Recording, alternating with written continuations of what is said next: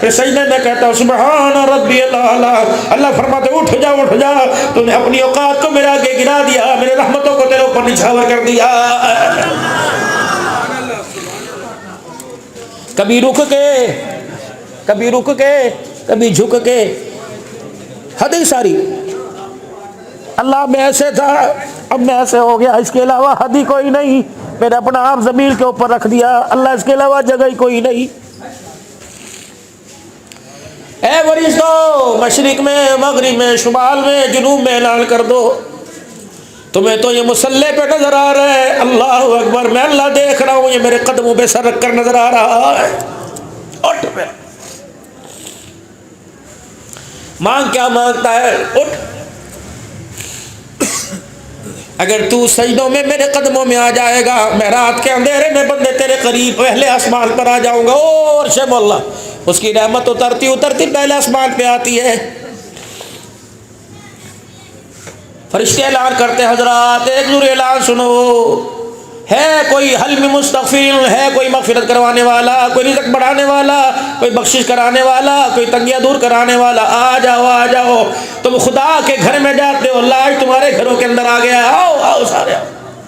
तुम अल्लाह के करीब होते हो, अल्लाह तुम्हारे करीब, उसकी रहमत आसमान दुनिया पर सुबह तक आवाज़ लगती रहती है। फरिश्तों चार चबेरे ऐलान लगा दो, चार चबेरे, ना कोई सिफारिश लाओ ना पैसा लाओ, जैसे कपड़े पहने वही कपड़े पहन के आ जाओ, जैसा मुसल्ला धुला या ना गंदा है ना पाक नहीं होना चाहिए, मुसल्ला जैसा है उस मुसल्ले पे आ जाओ, मार्बल के फर्श पे आ जाओ, कच्चे फर्श पे आ जाओ, एसी वाले कमरे में आ जाओ, बगैर पंखे वाले कमरे में आ जाओ।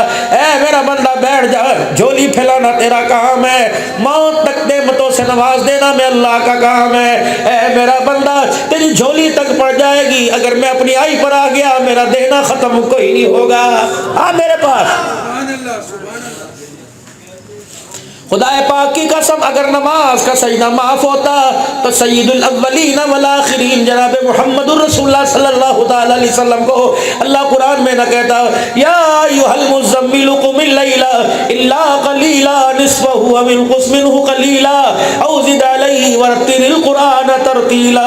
फरमाया, अगर सय्यदुल अंबिया, सारे नबियों का सरदार, खत्म नबूवत का ताज पहनने वाला, नमाज का सजदा मेरे मोहम्मद को माफ नहीं तो उम्मती तू भी सजदे की बगावत में जरा ख्याल कर लेना।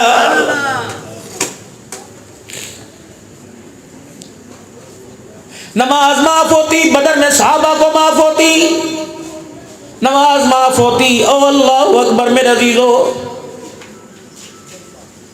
अगर आदमी बीमार हो जाए, अगर सफर में हो, 4 को 2 कर दे, अगर पानी की किल्लत हो, पानी नहीं मिल रहा हो तो मगरिबैन यानी मगरिब का वक़्त जाता हो, इशा का वक़्त आता हो, दोनों नमाजें इकट्ठी पढ़ ले, अल्लाह अदा का सवाब अता फरमाएगा। जब 1450 साल बाद उम्मती को इतनी छूट मिल गई, फरमाया पानी नहीं, तयम्मुम से कर ले, मट्टी से वुज़ू कर ले, मट्टी का तयम्मुम कर ले। ए मेरा बंदा, अगर 4 नहीं सफ़र में पढ़ सकता, अल्लाह अकबर 2 पढ़ ले। अगर तेरे पर सफ़र की वो मुद्दत आ जाए, कितने मील पर मेरे अजीज़ों कसर नमाज होती है। हाँ मेरा बंदा, सफ़र में अगर जल्दी है, फ़र्ज तो कर दिए, वितर पढ़ ले, सुन्नत नहीं पढ़ सकता, अल्लाह तुझे माफ़ करेगा। अगर 1450 साल के बाद तेरे मेरे पर नमाज की सख्ती कम हो सकती है, 4 के बजाय 2 पे अल्लाह राजी हो, तो करबला में जब सूली पे लटका हुसैन था, अली अकबर सामने लेटा था, अली असगर सामने लेटा था, और नौ मोहम्मद के लाशें बिखरे पड़े थे। शब्बीर कासिम जिनका दूल्हा बनने की जिंदगी थी, वो मेरे अजीजों खून की नदियां नहाए हुए थे। उस वक्त सैयदा ज़ैनब ने यूं करके देखा, अल्लाह अकबर अल्लाह अकबर, या तो मैयत को लिटाने की जगह कोई नहीं, मुसल्ला बिछाने की जगह कहाँ होगी। तो हुसैन ने तलवारों के सजदों में कहा था, इस्तईनू बिस्सब्रि वस्सलाह, मेरी बहन आज ही तो सजदा दिखाना है खुदा को। खा के खाना सजदा किया वो भी कबूल है, अच्छे माहौल में किया वो भी कबूल है, सहूलतों में किया वो भी कबूल है। हर मस्जिद के अंदर एयर कंडीशन है, और नमाजियों तुम्हें क्या हो गया, मल्ले की मस्जिद में ऐसी कोई नहीं, बाजार की मस्जिद ऐसी, वो नमाज पढ़ने जा रहे हो। चटाइयों पर नमाज पढ़ना भूल गए, कलीन आ गए, कलीनों पे भूल गए, कुर्सियों पे बैठ गए, अब पता नहीं छतों पे लटक के पड़ोगे। खुदा के वास्ते कुर्सियों को छोड़ो, ये तो हम खुदा की कसम अल्लाह से रो रो के नमाज में, अल्लाह गोडों को सही कर दे, हमारे से सजदे की नेमत छूट गई। जब आप सजदा करते हो हमें अपने पे रोना आता है।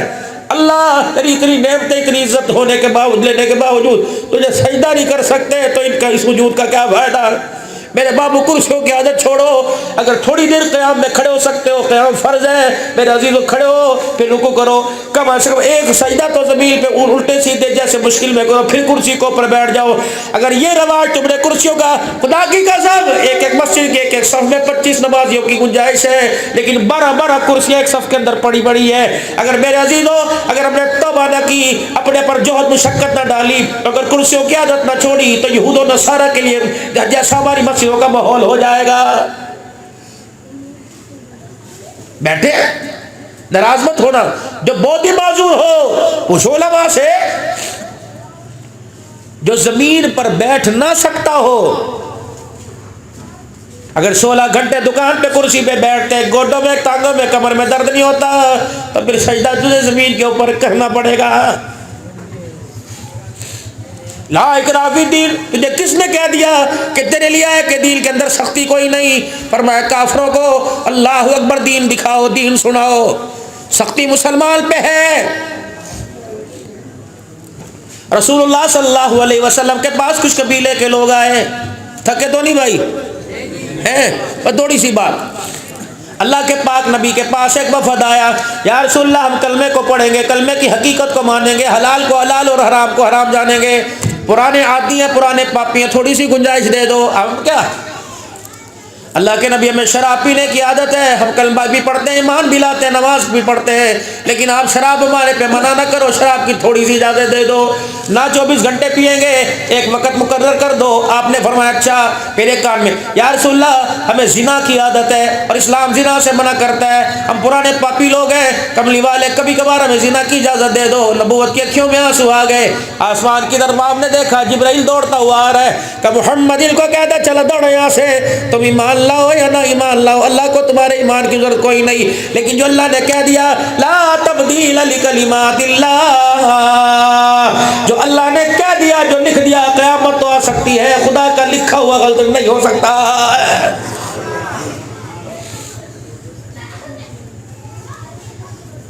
उम्मत को तो मेरे अजीजों पाबंदियां करनी पड़ेगी।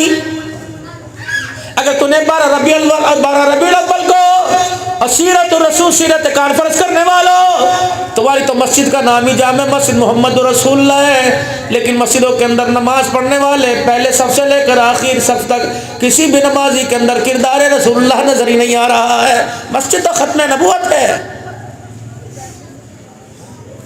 सबकी बात नहीं करता, बदगुमानी से अल्लाह बचाए, मुझे माफ कर देना, गिले करने का वक्त नहीं, रात को रोने का वक्त है अल्लाह के आगे। कोई गली खाली नहीं थी, कोई चौक खाली नहीं था, कोई बाजार खाली नहीं था।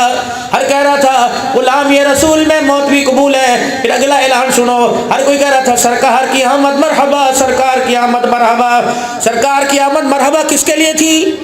उन बच्चियों के लिए जिनको सरकार के आने से पहले जिंदा दरगोर कर दिया जाता था। मेरा नबी आया, मेरे नबी ने बेटियों का एहतराम सिखाया, उनके लिए था सरकार की आमद मरहबा। आज 1400 साल गुजरने के बाद अब भी जो बेटी का हक ना दे, खुदा की कसम उसे सरकार की आमद मरहबा का नारा लगाने की इजाजत कोई नहीं है।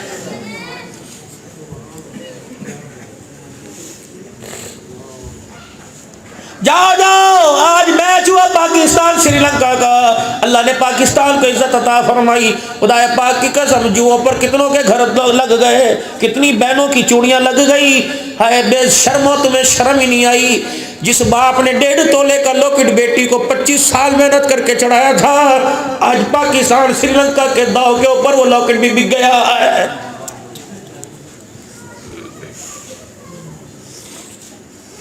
एक शराब की घूंट की खातिर तुमने अल्लाह अकबर अपनी बीवियों के, उनके माँ बाप के दिए हुए कंगन तुमने बेच दिए। तुम्हें मरना नहीं है, सोटे वो फरिश्ते तैयार लेके खड़े हैं। खुदा की कसम, ये जिसम एक सोटा भी बर्दाश्त नहीं करेगा।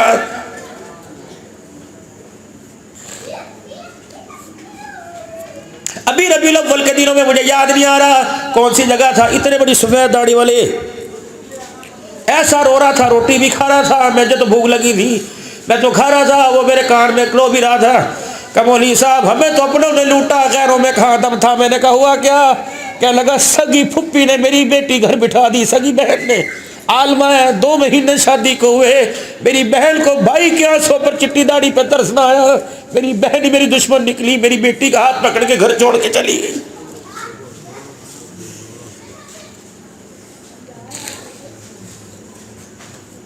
ये सीरत मोहम्मद रसूलुल्लाह सल्लल्लाहु ताला अलैहि वसल्लम की जलसा हो। और जिसने तेरी अपनी भतीजों को घर बिठा दिया, खुदा के वास्ते उससे 500 या 5000 तुम्हें जलसे में देना लेना, कह देना अल्लाह अकबर। तो अपने बेटे का घर तो बसा ना सकी, मोहम्मद का दिल कैसे बसाएगी?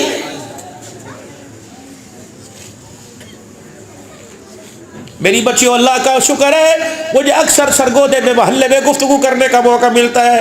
हम तो सारे पुराने आदमी हैं, इधर से सुनी इधर को निकाल दी। औरतों के दिल मर्दों से ज़्यादा बनिस्बत नरम होते हैं। अल्लाह करे शायद के तेरे दिल में उतर जाए मेरी बात।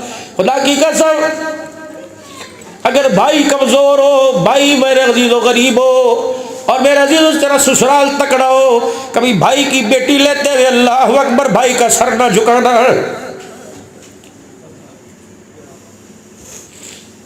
मेरी बहना, अल्लाह तुझे दूध पूत वाला बनावे।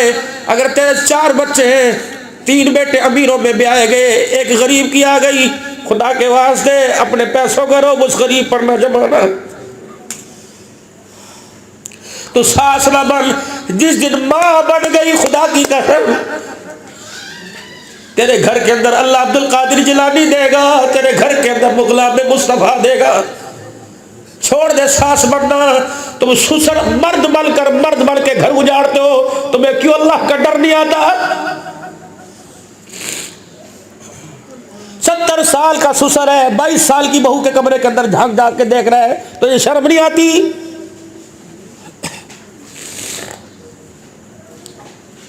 हम 4 भाई हैं जी, सारा कुछ अब्बू जी के हाथ में है। बीवी बीमार हो, अब्बू जी पैसे देना, उसे हमल अल्ट्रासाउंड हो, अब्बू जी पैसे देना, ऑपरेशन कहाँ कराऊं, फिटे मुंह सब्बू का। मैं हकीकत आपसे अर्ज कर रहा हूँ, हमने तो सुना था बाप बेटियों को हक नहीं देते, लेकिन बेटों को बाप ने हक नहीं दिया, बाप बेटों को हक देने में जालिम बन गए। दादा अब्बू करेंगे, दादा अब्बू की उम्र है कुछ करने की, अब बैठ के मस्जिद में अल्लाह अल्लाह करे। पोता दादे से मांग जाके, हकी अदब जरूरी है। 50 साल का बेटा, 4 बच्चों का बाप है, सर झुका के खड़ा है। अब्बू जी कहेंगे तो हज करके आएंगे। अब्बू जी कहेंगे, अब्बू जी वो ससुराल जाना चाह रही है अपने, अब्बू जी चले हूँ, अब्बू जी मेरी साली की शादी है, अगर आप इजाजत, अब्बू जी क्या देना चाहिए? ये अब्बू ना हो गया तो दूसरा खुदा हो गया घर के अंदर। इसको तो चाहिए था। और खुदा की कसम मैं आपको बतलाऊं, जिम्मेदारी सर कर रहा हूँ, ये जितने पोते तोते हैं ना सारे, ये तुम्हारे लिए दुआएं कोई नहीं करते, जोलियां भुला के करते। अल्लाह दादे को सुबह से पहले उठा ले ताकि घर तो सुकून में रहे हमारे। सही कह रहा मैं तुम्हें। छोड़ दो अमेरिका इसराइल की बद्दुआ लेना, तुम अपने पोतों की, अपनी बहुओं की बद्दुआ लेना छोड़ दो। जो तुम्हारे गोड्डों में दर्द है ना, लठ लेके यूं करके फिरते हो, ये तुम्हारी बहुओं की तुम्हें बद्दुआ लगी। यूं बैठा रहेगा, मेरे मुंह में दांती कोई नहीं, मैं तो रोटी भी एक खाऊं जल्ला, बस एक पल्ली चाय की सुबह पी लो, शाम को पी लो। लेकिन अब्बू से पूछो क्या पक्केगा, दादा से पूछो क्या पक्केगा, दादा से पूछो क्या पहनेंगे। अरे दादा ना हुआ, ये तो इसराइल होगी हमारे पर भाई। सही कह रहा, उसने की बात नहीं। ये बुजुर्ग खुदा का खौफ करें, अपनी जिंदगी में अपनी जदात, अपनी मिल्कियत में अपने बच्चों को वारिस बनाए। तुम अच्छा लगेगा, तुम्हारी कब्रों पर तुम्हारी औलाद लानतें करेगी, तुम्हारी कब्रों पर तुम्हारे पोते नहीं आएंगे। क्या दफा कर, कोई नहीं, दादा ही कब्र है, बड़ा मसला, इसने मेरी माँ को सुख के सांस दिए। इसे चाहिए था बेटे को ब्याता, बेटे ये मकान है, इसमें चौथा हिस्सा तेरा, तेरी माँ का ये हिस्सा, तेरा ये हिस्सा, वो दुकान है बेटे, आज के बाद इतना तेरा। अल्लाह अकबर। आई माँ से 50 साल के बाद विरासत तकसीम हो रही। जब बुढ़ी हो गई, सारी ज़िंदगी सिलाई की सिलाई मशीन चला के लोगों के कपड़े सी कर अपने बच्चों की स्कूल की फीस अदा की। आज मस्जिद के अंदर गए, अल्लाह का शुक्र है जी मैंने सबका अदा कर दिया। बेटी को दरवाजे पे जाके दे के आया, 50 साल के बाद बेटी को दिया, जो 50 साल तक तो किराया आता रहा, बताया उसका हिसाब कौन देगा? 50 साल तक जमीन का ठेका आता रहा, उसका हिसाब कौन देगा? बेटा ब्याह दिया, बेटी ब्याह दी, खुदा की कसम जहेज ना दे दे, 2 मरले के मकान के पैसे दे दे। वो कहना नहीं मैंने अपने अब्बू को माफ कर दिया। कभी बेटे से भी सुना मैंने अपने अब्बू को माफ कर दिया? अजी ना, हमारे यहाँ रवाज नहीं, अल्लाह अकबर, हमारे यहाँ रवाज नहीं बेटियों को हिस्सा देने का। एक दफा देख तो देख, यूं ना पूछ बोबो हिस्सा लेगी ना, ना बुझ नहीं नहीं ले बेटी ये 15 लाख रुपए तेरे हिस्से के पैसे बनते हैं, ये रख। नहीं अब्बू नहीं, मेरी बेटी ले, मेरी कब्र को हल्का कर, मेरी कब्र को वसी ना कर। पता नहीं मरने के बाद मेरे बेटे तेरे भाई तुझे घर में बढ़ने दे या ना दे, ये 2 मरले का मकान ले ले, मुसल्ला ढा के कभी कभी मेरे लिए दुआ कर लेना। वो फिर भी के अब्बू जी नहीं। अच्छा बेटी 2 महीने बाद आऊंगा, तेरे से पैसे ले जाऊंगा, ये पैसे रख, बेटी मुझे जरूरत पड़ेगी मैं आऊंगा। 2 महीने के बाद जा, यूं ना के दुकान लेनी है, बल्कि कह बेटी मैंने हज पे जाना है, वो जो 2 लाख तुझे दिया था वो दे दे। कहेंगे अब्बू जी वो तो आपकी पोती आपकी दोती की फीस के अंदर दे दिए, आपके दामाद को जरूरत पड़ी थी, अब्बा जी वो तो दुकान के लिए खरीद लिए। मालिक बढ़ाता नहीं, यूं घोंसले मार रहा है। मिल्कियत के अंदर पहले लेके आओ, पहले मालिक बनाओ।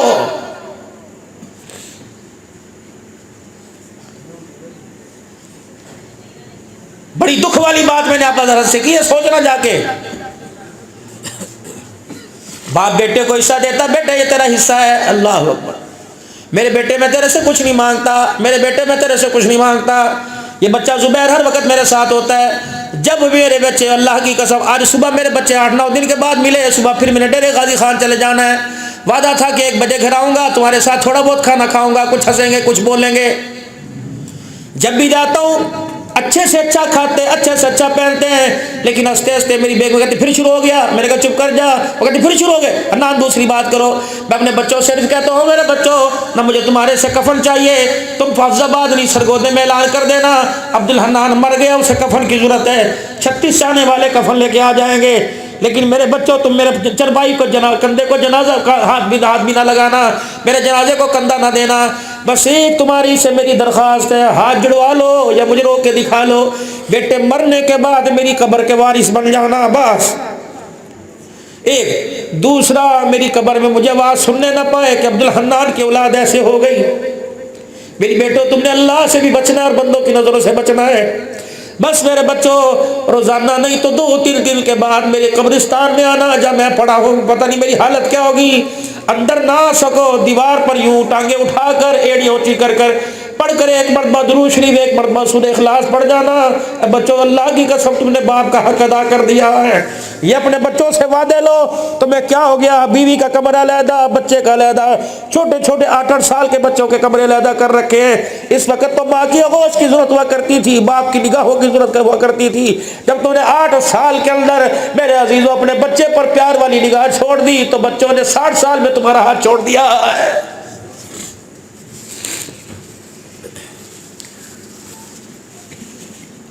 लो वादा अपने घर में जाके, जिनके हर वक्त कानों के अंदर ब्लूटूथ है, मेरे बाबू क्या वो तुझे तेरी कब्र पे कुरान सुनावेंगे। जिन हाथों से बाप के पैरों की तलियों पर सारा दिन रेडियां लगा लगा के आ रहा है, इस फिटे मोहलात का, ये कमरे में घुस के ये नहीं पूछती अब्बा तुझे कल बुखार था, बता तेरी तबीयत कैसी है। गिनती के बच्चे उंगली पे गिनेगा। असलम ने रोटी खाई थी, शरीफ किस वक्त घर आया था, अकबर किस वक्त पढ़ने गया था, धी की क्या हाल है, स्कूल पढ़ने जाती कि नहीं। 9 बच्चों का गिन गिन के हाल 10 दफा पूछ रहा है, लेकिन बेशरम औलाद है। 9 बच्चे एक मर्तबा भी बाप का हाल नहीं पूछते। अब्बा जी सुबह रात को तुझे सुबह स्कूल गए थे, तुझे तेरा बिस्तर खाली देखा था, अल्लाह अकबर बिस्तर खाली था, तो हमें सोता छोड़ के गया था। अब्बा रात को आया, बता तूने कुछ खाया कुछ पिया। अब्बा जी बता तेरे हाथों के अंदर खुरदरेपन कैसे आ गए, अब्बा तेरे पैर की एड़ियाँ कैसे फट गई, अब्बा तेरी बद्दर वाली 2 बद्दर वाली जुत्ती के ऊपर अब्बा धागा नहीं कपड़ा बना हुआ है, बता तूने सिलाई क्यों ना कराई। खुदा की कसम बस यूं करके देखेगा और कहेगा बेटे हमारी उम्र गुजर गई, यूं सर के हाथ यूं करके हाथ फेर ले, यूं कपड़ा फेर ले, तो समझ ले तेरा बाप तेरे से कुछ मांग रहा है। ना उसके पैर दबा, ना उसकी टांगे दबा, ना उसके सर में तेल मल, बस उसका हाल ही पूछ ले। खुदा की कसम तेरे बाप का जिगड़ा इतना बड़ा हो जाएगा। लेकिन हाय री मेरी बदनसीबी, यारों के साथ 4-4 बजे तक तो होटलों पे बैठता है, एक मरतबा बाप का आके हाल नहीं पूछता। और मेरे बाबू फिर इस औलाद से इस वक्त खुदा की कसम बाप खुदकुशियां कर रहा है, फंदे के फंदा गले में लटका कर मेरे अजीजों पंखे के साथ लटक रहा है, गंदम की गोलियां